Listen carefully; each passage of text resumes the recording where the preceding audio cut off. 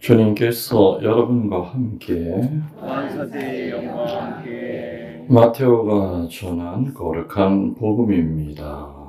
주님 영광과 하시옵소서. 9장 36절에서 10장 8절의 말씀입니다. 그때 예수님께서는 군중을 보시고 가여운 마음이 드셨다. 그들이 목자 없는 양들처럼 시달리며 귀가 꺾여 있었기 때문이다. 그래서 제자들에게 말씀하셨다. 수확할 것은 많은데 일꾼은 적다. 그러니 수확할 밭의 주인님께 일꾼들을 보내주십사고 청하여라. 예수님께서 12 제자를 가까이 부르시고 그들에게 더러운 영들에 대한 권한을 주시어 그것들을 쫓아내고 병자와 허약한 이들을 모두 고쳐주게 하셨다. 12 사도의 이름은 이러하다. 베드로라고 하는 시몬을 비롯하여 그의 동생 안드레아, 제베데오의 아들 야고보와 그의 동생 요한, 필립보와 발트로메오, 토마스와 세리 마테오, 알페오의 아들 야고보와 타테오, 열혈당원 시몬, 그리고 예수님을 팔아넘긴 유다 이스가리옷이다. 예수님께서 이 12사람을 보내시며 이렇게 분부하셨다. 다른 민족들에게 가는 길로 가지 말고 사마리아인들의 고을에도 들어가지 마라. 이스라엘 집안의 길 잃은 양들에게 가라. 가서 하늘나라가 가까이 왔다 하고 선포하여라. 앓는 이들을 고쳐주고 죽은 이들을 일으켜 주어라. 나병 환자들을 깨끗하게 해주고 마귀들을 쫓아내어라. 너희가 거저 받았으니 거저 주어라. 주님의 말씀입니다. 주님 참여합니다.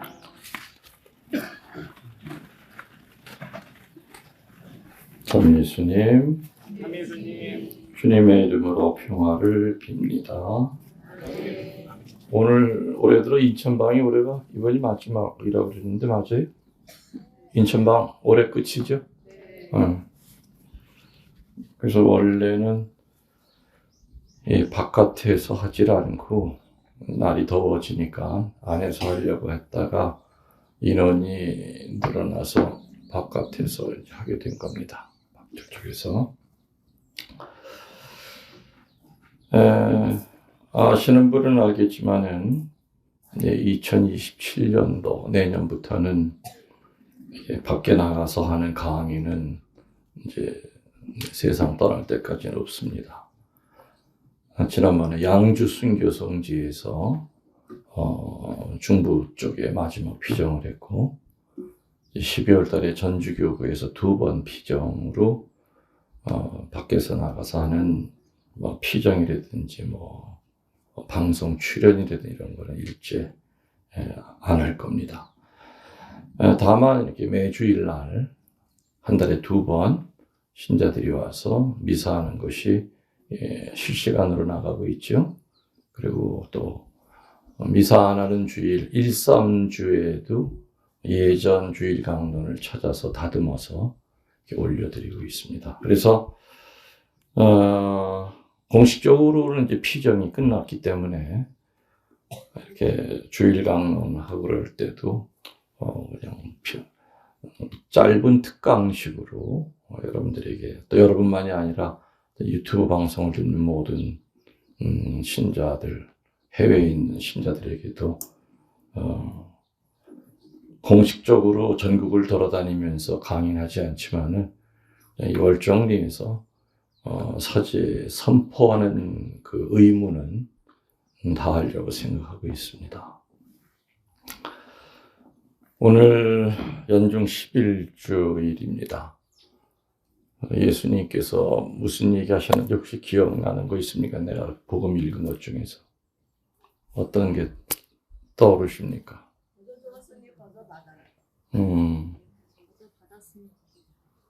그거밖에 생각 안 나요. 하긴 맨 마지막이니까 그 말이 뭐 예수님께서 12사도를 임명하셨습니다. 12사도는 이미 임명이 됐고 이 자리에서는 파견을 하는 거죠. 그리고 그 제자들의 이름은 이러이러하다. 아무튼 뭐 예수님이 제자들을 선택할 때라든지 아니면 예수님이 파견할 때라든지 항상 따라오는 숫자가 12이라고 하는 숫자예요. 그죠? 12. 세 가지의 질문을 저는 예수님의 제자 선택과 파견의 이야기가 나올 때마다 세 가지의 질문에 대한 묵상을 아마 한평생을 하고 산 것 같습니다. 첫 번째, 예수님의 그 공생활이 몇 년이었죠? 3년. 30년은 엄마 모시고 살았고, 거꾸로 알고 있네. 예수님의 공생활 3년 동안 그 12명의 사도들이 흩어지지 않고 어떻게 3년을 한솥밥을 먹으면서 살았을까? 그 살게 한 그 힘이 뭘까? 12명이 전부 다 뭐 특출난 사람들이 있었어요? 없었어요. 평범한 사람들이었지만 또 하나하나 보면 개성들이 너무 강해. 절대로 하나 되기가 힘든 사람들로 구성이 되어 있던 것이 12사도예요. 하나 예를 들면은요. 마테오라고 나오죠. 마테오는 직업이 세리야. 세리는 뭐 하는 사람인 줄 아세요? 로마 사람들 밑에 빌붙어서 같은 동족한테 세금을 매겨. 그리고 거기 커미션을 받는 거예요. 그러니까 아주 매국노 중에 매국노. 이런 사람이었어요. 근데 그런 매국노를 또 암살하는 자객단이 있었어. 열혈당원이라고. 그 중에 하나가 유다예요. 그 실제로 마테오랑 유다가 길에서 만나면 어떤 모양이 벌어질까요? 마테오는 그냥 나 살려라 하고 도망가고 유다는 칼을 들고 쫓아가고 그럴 상황이에요. 그 12명이 보면은 물과 기름 같은 그런 개성들을 갖고 있었던 사람들인데도 불구하고 3년 동안 그게 깨지지 않고 어떻게 하나가 될 수 있었을까? 답 아시는 분 손 들어보세요. 답 아시는 분.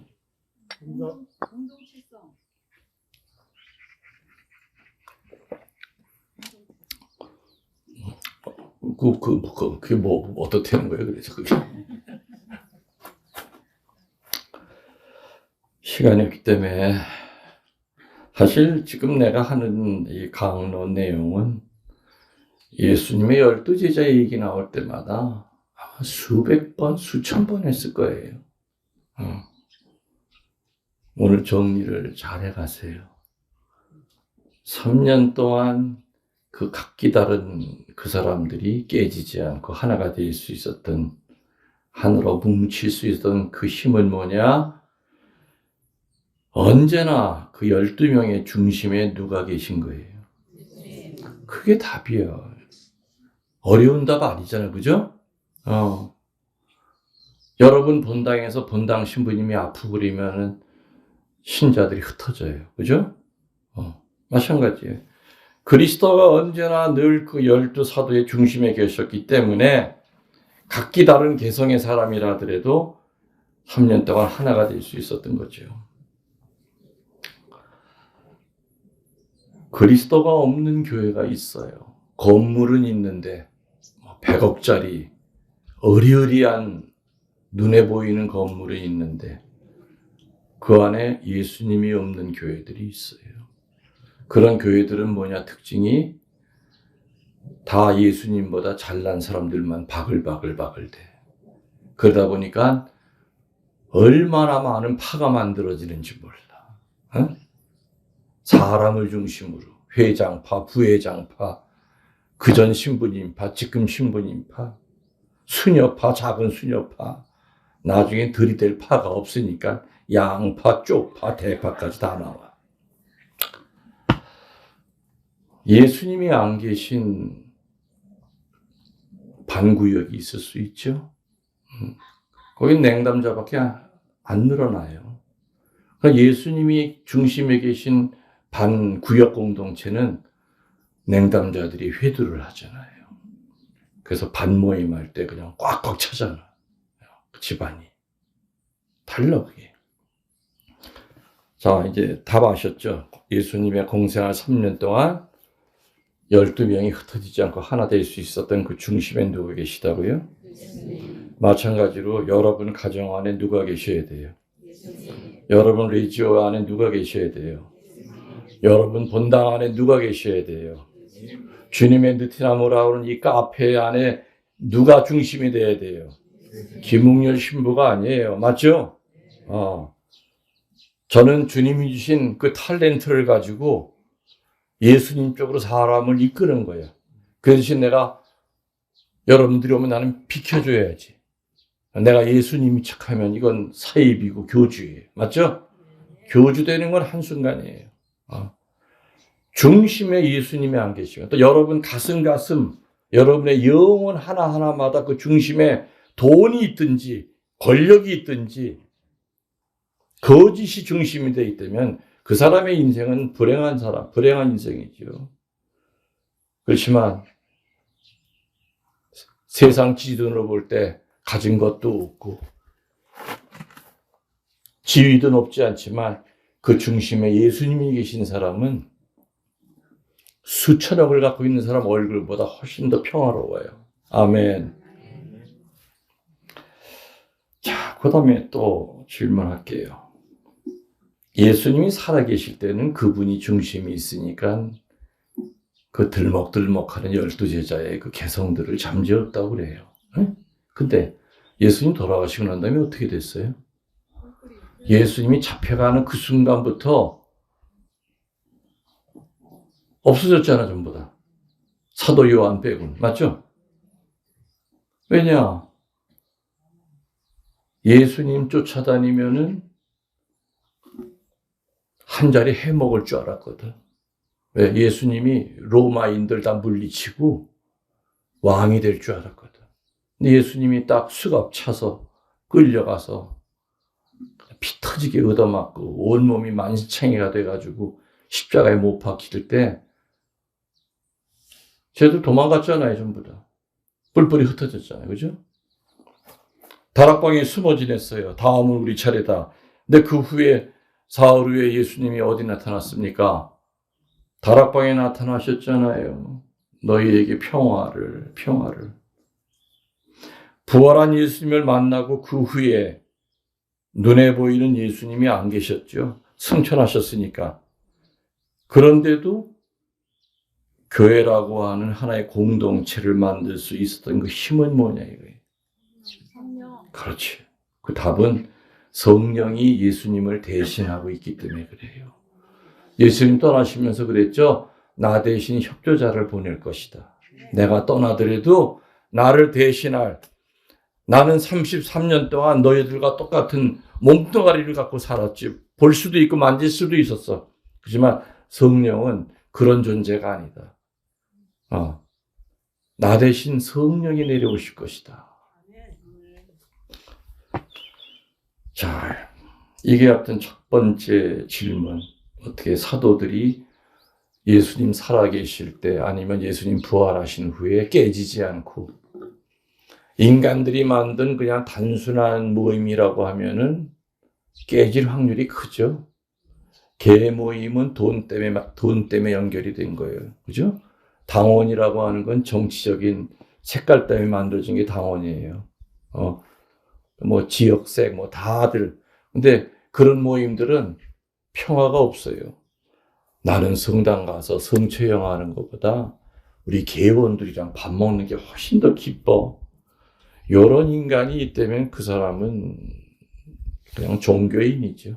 신앙인이 아니라. 두 번째 질문. 왜 예수님은 당신의 협력자들을 평범한 인간을 선택하셨을까? 생각해 보세요. 어떤 스승이 자기 제자를 자기의 그 계보를 잇는 뭐 학문적인 계보라든지 아무튼 어떤 자기 뒤를 이을 후계자를 선택한다면 대개는 어떤 사람이에요? 똑똑한 사람 아니면 덜 똑똑한 사람? 똑똑한 사람이죠. 학식 있고 능력 있고 권력 있고 똑똑한 사람들은 다 놔두고 어부들이 주종을 이루었어요. 그 비린내 나는 어부들이. 그죠? 그리고 암살단 단원이 유다스가 됐고 매국 소리를 듣는 마테오가. 이게 제대로 된 스승이 제자를 선택하는 기준인가? 세상 기준과는 달랐어요. 대부분의 스승들은 자기 후계자들은 이런 사람 선택 안 하거든요. 똘똘한 놈 고르지. 그죠? 그래야 내 뜻도 전달이 확실히 될 거고 후세에 내 업적도 이렇게 우리 스승님 이런 분이십니다 하면 들어 올려줄 거고. 근데 예수님이 왜 이랬을까? 특히 어부들을 왜 다수 선택하셨을까? 거기에 대한 답도 정말 저는 수천 번을 얘기했었을 거예요. 예수님이 어부들을 부른 첫 번째 이유는 무소유성 때문에 그렇다. 농부는 자기 게 있잖아요. 자기 땅이 있잖아요.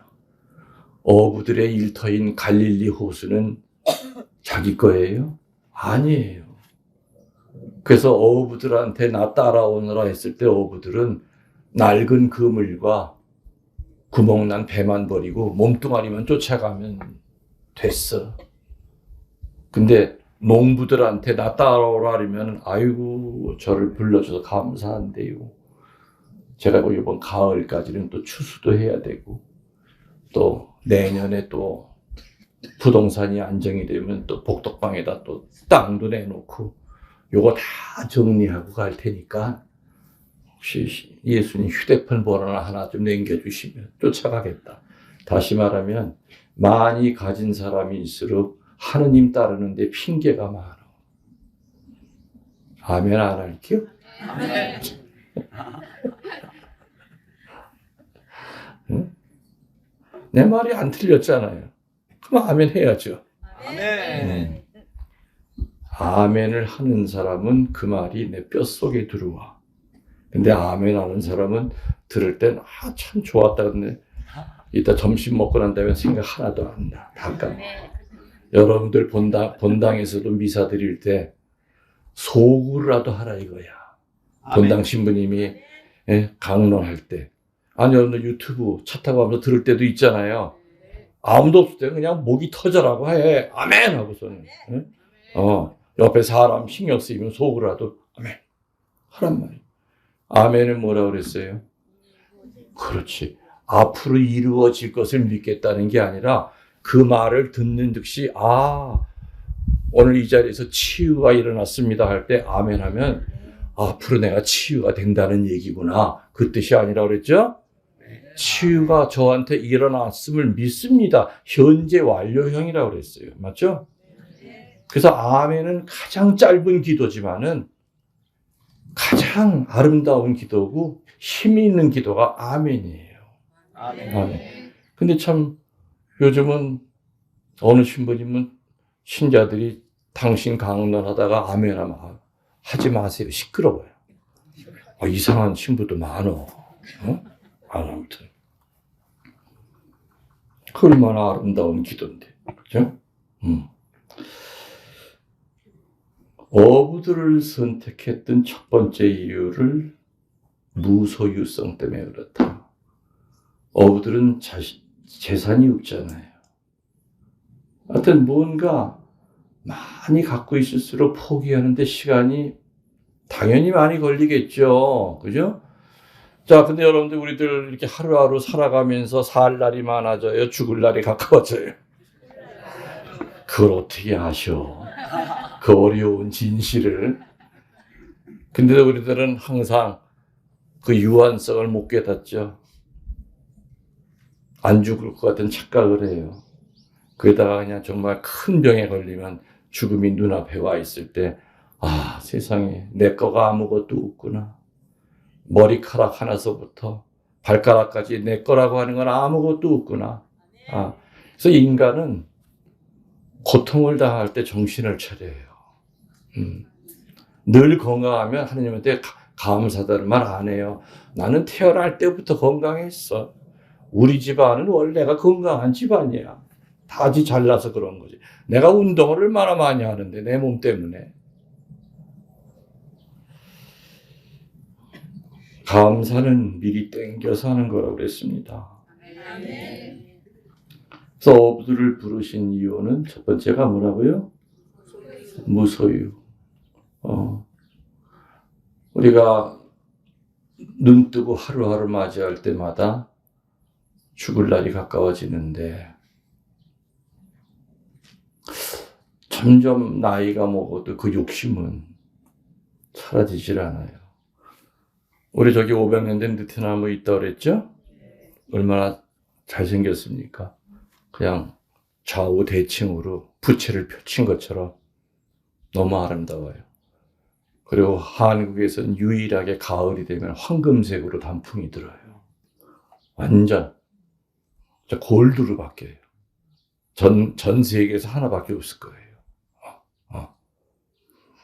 그리고 원래 느티나무들은 강화도 전등사 대웅전 앞에 300년 된 문화재 느티나무가 있어요. 반은 죽었어. 반은 이렇게 쇠기둥으로 받쳐놨어. 그게 정상이어야 돼. 얘는 500살이나 잡섰는데도 앞에서 보면 건강한 청년이 양팔 벌리고 있는 것처럼 그냥 근육이 그냥 잔가지 끝에도 이파리가 붙어 있단 말이에요. 근데 여러분들 느티나무와 소나무의 차이가 뭔지 아시죠? 뭐예요? 그래. 소나무는 수백 년이 돼도 구멍을 안 만들어요. 근데 느티나무는 구멍을 만들기 시작해. 100년이 넘어가면 조그만 구멍, 큰 구멍이 만들어지기 시작해. 이 느티나무에도 어마어마한 구멍이 있어요. 뒤쪽에도 보면 사람 머리가 들어갈 정도로 큰 구멍이 있죠. 내가 몇 년을 여기서 살면서 또 가는 성당마다 느티나무가 많았기 때문에 내가 느티나무 신부를 불리게 된 이유예요. 나를 느티나무 신부를 불러주세요 한 게 아니라 신부님은 가는 데마다 느티나무가 참 많네요. 자연스럽게 느티나무 신부라고 불려지게 된 거죠. 그런데 여기 와서 정말 내가 두목을 만났잖아. 다른 성당에 있을 땐 뭐 100년 많아야 120년, 70년 요런 느티나무보다 500년 된 어르신을 만난 거예요. 그래서 이분을 자세히 이렇게 관찰해 보니까 구멍을 만드는 이유가 있구나. 첫 번째 이유가 뭐냐? 속을 자꾸 비워야만 뿌리에 일을 덜 시켜요. 이해되셨어요? 속이 꽉 차면 그거 채우려고 뿌리가 힘들어. 그래서 속을 자꾸 비워야만 이 밑에 땅 속에 있는 뿌리들이 힘이 덜 드는 거예요. 비워내는 거예요, 속을. 그게 첫 번째 이유예요. 나이가 들수록 포기하고 내려놔야 돼요. 근데 우리는 밥숟가락 하나라도 더 늘잖아. 세간살이가 뭐 늘더라도. 이런 걸 무소유라고 그러죠. 우리 카톨릭 영성 단어로는 텅 빈 충만이라고 얘기해요. 비어있지만 꽉 차 있어. 너무 행복한 거예요. 그죠? 우리 어떨 때는 많이 가졌는데 불안할 때가 있죠. 내가 원하는 걸 얻었어. 근데 뭔가 불안하고 이게 하느님의 뜻 같지 않고 뺏길 것 같고 사라질 것 같고 손에 든 물처럼 다 빠져나간단 말이에요. 그렇지만 하느님 안에서 다 비워낼 때 포기할 때 바로 기적이 일어나고 텅 비어 있지만은 꽉 차 있는 충만감을 느낀다는 얘기죠. 느티나무가 속이 비는 이유가 그거예요. 첫 번째가. 두 번째가 뭔가 하고 묵상을 했더니 소나무는 바람이 세게 불면은 타협을 못해. 맞서 싸워. 그러다가 어떻게 돼요? 뚝 부러져.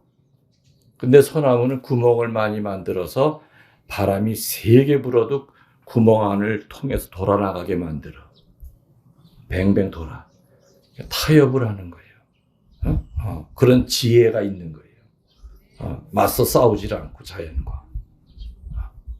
세 번째로 구멍을 많이 만드는 이유는 세 번째 뭐냐? 새들의 집을 많이 만들어줘요. 지금도 저 큰 두 가지 오른쪽 거.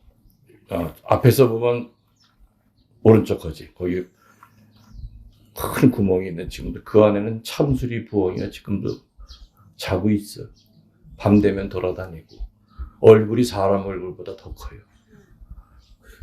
이 얼굴이 360도를 돌아. 무서워. 뱅뱅뱅 돌아다니고 발톱 하나가 뭐 한 10cm 이상이 돼. 최상위 포식자가 참수리 부엉이죠.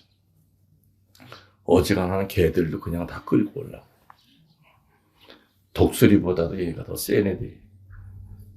근데 내가 유리창을 서재에다 열고 계속 내 강론을 들려줬거든. 너무너무 착해졌어. 어제 또 카톡이 왔는데 세례 주면 안 되냐. 세례 받고 싶다고. 그래, 나 생각 좀 해보고 교구에다 문의를 좀 해봐야 되겠다. 아직까지 내가 새한테 세례 준 적은 없는데.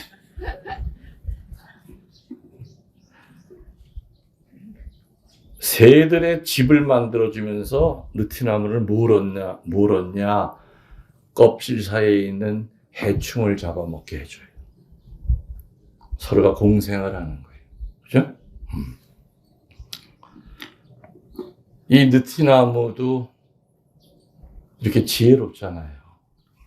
나이가 들면 속을 비워야 된다는 걸 알아요. 근데 오로지 하느님이 제일 정성 들여 만든 인간만이 그 자연의 룰을 안 따라요. 수위의 주머니가 없다는 사실을 모르고 자기는 절대 안 죽을 거라고 착각을 하고 한 번만 살려주십시오 해서 그 고비를 하느님이 넘겨줘도 뭐 다 때가 돼서 뭐 해결이 된 거지. 하느님 그 바쁜 양반이 뭐 내 기도 들을 시간이 있었겠어? 이렇게 또 교만해지고. 두 번째로 어부들을 부른 이유는 뭐라고 그랬죠? 아까 공동체성이라고 그랬죠? 맞아요. 어부는 혼자 낚시질을 못 하잖아요. 그죠? 갈릴리 호수에 배들이 미척이 나가서 그물을 쫙 풀고 몇 시간 있다가 끌어올릴 때는 그때 뭐 마이크가 있어요. 뭐가 있어요? 서로가 이렇게 어깨짓을 보면서 똑같이 끌어올려야만 그물이 뒤집어지질 않아. 다시 말하면 힘이 세다고 나 혼자서 막 끌어올렸다가 이거 일이 안 돼. 그죠? 내 자신을 죽여야만 이 공동체가 산다는 걸 그냥 직업적으로 알던 사람들이 어부들이에요. 농부들은 다른 사람 눈치 볼 필요 없잖아요. 근데 어부들은 반드시 공동체 작업이야. 그래서 예수님이 어부를 부른 두 번째 이유는 니들은 선천적으로 네 자신을 죽일 줄 알 거다. 겉으로 보기엔 투박하고 거칠고 그래도 일에 딱 들어가면은 뭔가 이 공동 그 평균치를 향하여 노력하고 있다는 거. 힘이 약한 사람은 나 뒤처지면 안 되지 하면서 열심히 일하고, 힘이 센 사람은 잘난 척하지 않으면서 힘을 낮추고, 어떤 공동 수치를 향해서 갈 수 있는 것이 선천적으로 몸에 배어 있는 사람들이다 하는 걸 예수님은 아신 거죠. 세 번째로 종말론성이에요. 지금도 여러분들 태평양 바다에서 배가 침몰하는 거 아시죠? 수만 톤짜리 그 배들이 뭐 허리케인 같은 거 만나면 쇠가 반으로 쪼개져요. 그 옛날에 그 나무를 만든 그 조각배가 갈릴리 호수로 이제 고기 잡으러 가잖아요. 갈릴리 호수는 지금도 서쪽 계곡에서 바람이 그냥 갑자기 불어요. 서풍이 불어. 그러면 잔잔하던 바다가 갑자기 뒤집어져. 그러면 그냥 그 조그만 고깃배에서는 그냥 백고무를 붙들고 살려달라고 내 두 다리만 저 땅 좀 밟게 해달라고. 그러니까 이 사람들은 죽음을 늘 항상 가까이 느끼는 직업이에요. 어부들은 목숨 걸고 농사 짓지 않죠? 농부들은. 근데 어부들은 그런 일이 한두 번이 아니야. 그래서 옛날부터 바닷가에는 뭐가 많아요? 과부들이 많아. 맞죠? 옛날에는 어촌에는 과부들이 많았어. 고기 잡으러 나간 남편이 안 들어오는 거예요. 그래서 이 어부들은 누가 가르쳐 주지 않아도 두 다리가 육지에 닿는 순간 아이고 하느님 감사합니다. 늘 죽음을 가까이 하기 때문에 다른 직업과는. 그래서 예수님이 이 세상 말고 천국에 대한 이야기를 하더라도 이 어부들은 바로 알아들을 수 있었어요. 이 세 가지, 무소유성, 또 공동체성, 미사 끝날 때쯤 다시 물어보면 또 생각나는 건 하나도 없을 거예요. 그래도 괜찮아. 나이 먹어서 자꾸 까먹어. 콩나물 시루에 물 부면 물은 다 밑으로 빠지잖아요. 그래도 콩나물 자라요, 안 자라요? 알아요? 그렇죠. 우리 그거 믿는 거야, 그냥. 우리 믿을 건 콩나물밖에 없어, 그냥. 콩나물 시루에 그냥 물 부면 밑으로 다 빠져나가도 나중에 보면 얼마나 소담스럽게 콩나물이 그 시루에 꽉 차요. 뿌리 안 내려도 걔네들은 자라잖아요. 주님, 우리 콩나물이 되게 해주십시오. 세 번째 질문. 제자들에게 주신 능력이 무엇일까? 오늘 복음에 나왔어요. 뭔 능력 주세요? 첫 번째, 성경 그대로 하면 더러운 영들에 대한 권한을 주셨어요. 다시 말하면 마귀를 떼어내는 능력을 주셨어요. 오늘 복음에 나오죠? 중간이랑 맨 끝에 부분에 또 나와요. 또 병자와 허약한 이들을 치유시키는 능력을 주셨어요. 세 번째, 말씀을 선포하라고 그랬잖아요. 알리라고 그랬잖아요. 말씀 선포의 능력, 이 세 가지 주신 거예요. 주신 능력이. 저는 부제품 받기 전에 되게 고민을 많이 했어요. 무슨 고민이냐. 이제 부제되고 1년 있으면 신부가 되는데, 신학은 그동안 공부를 많이 했어. 철학, 신학, 오만 공부를 다 했어. 근데 공부한 거 가지고 사목을 하는 게 아니잖아요. 지식이지. 세상 밖에 나가면 별의별 신자들을 만나고 별의별 어두움을 다 만날 텐데 자신이 없더라고요. 그러다 어느 날 예수님이 제자들에게 준 그 특별한 영적 무기가 무엇인지를 찾아보기 시작하면서 자신이 생겼지. 그래, 빈손으로 내보낼 리가 없어. 마귀 떼어내는 능력을 주셨고, 치유시키는 능력을 주셨고, 말씀을 선포하는 능력을 주셨구나. 이 세 가지의 무기만 내가 1%의 의심도 없이 내가 믿고 사제가 되면 나 사제생활 할 수 있을 것 같아. 네? 저는 신학생 때부터 지금까지 단 한 번도 의심해 본 적이 없어요. 근데 안타까운 것은 많은 신부님들이 나에게 사제 서품 때 그런 세 가지의 특별한 은총이 떨어졌다는 것을 100% 믿으신다면 모든 신부님들이 다 구마 사제가 될 수 있는 거고, 그죠? 모든 신부님들이 치유 사제가 될 수 있는 거고, 모든 신부님들이 전부 다 피정지도 신부가 될 수 있다, 그거예요. 저는 제 입으로요, 나 구마 사제입니다 하고 얘기한 적이 한 번도 없어요.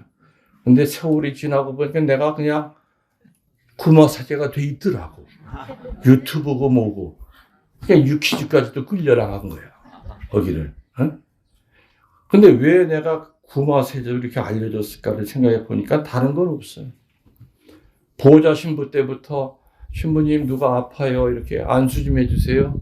그래. 나 인간 김웅열이가 아니잖아. 예수님의 제자잖아. 예수님의 제자들은 이 아픈 사람 치유시킬 수 있는 능력이 있어. 그 꼬맹이 보호자 신부 때부터 나는 100% 믿었거든. 안수하면서 기도했더니 병이 낫더라 이거야. 신부님 정신과에 가도 안 돼요. 우리 딸 이상해요. 마귀 들린 것 같아요. 쌤, 뭐 마귀 들렸는데 난 분별은 할 수 없지만 아무튼 기도해 드릴게요 하면서 열심히 기도했지. 혹시 지금 이 아이의 모습이 어두운 영의 장난이라면 예수님의 이름으로 물러가라 하면서요.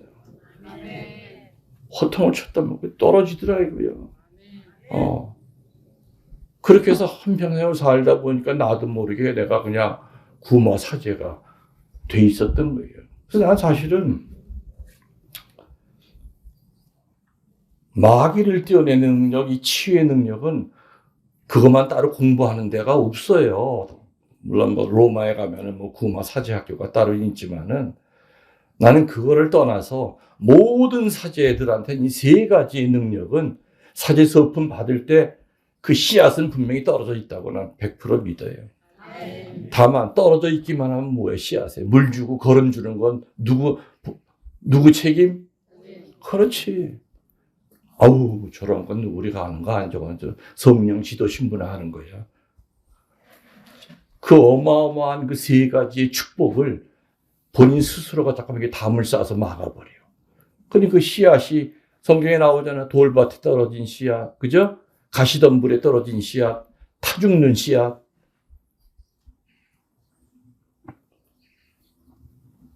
예수님이 주신 능력은 더러운 영들에 대한 권한을 주셨어요.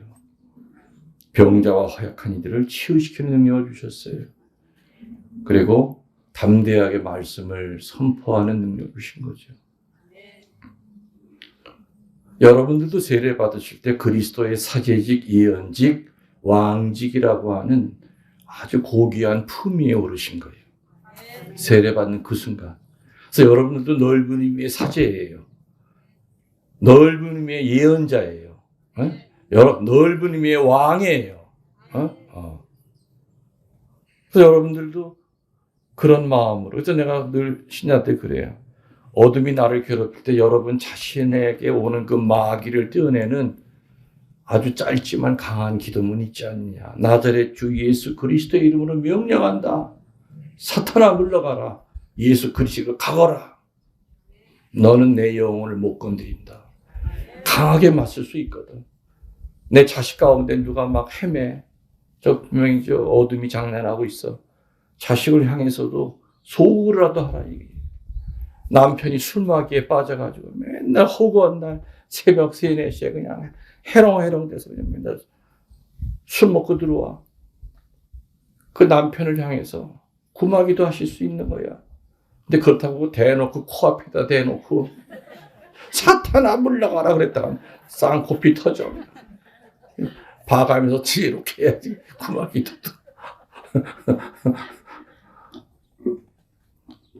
제자들에게 주신 그 능력은 사제만이 아니라 여러분들에게도 세례받을 때 그 능력이 같이 다 주어져 있어요. 적어도 나와 내 가족을 지킬 수 있는 그 힘은 다 주신 거예요. 마귀가 내 가족을 공격할 때 네 놈이 어디라고 우리 가족을, 내 새끼를 건드려? 내 영혼을 건드려? 구마기도 해야죠. 그래서 구마사제라고 하는 것은 특별한 사제가 아니라 모든 신부님들에게는 그런 능력이 다 있어요. 그래서 나는 젊은 신부님들한테도 또 신학생들한테도 참 많이 강조해요. 나 신부 되기 전에 되게 고민이 많았다. 과연 이 지식 가지고 사목을 할 수 있을까? 그렇지만 예수님이 제자들이 줬던 그 영적 무기 세계, 이것만 있으면 양들을 지킬 수 있다. 그리고 사제 본 자신을 지킬 수 있고.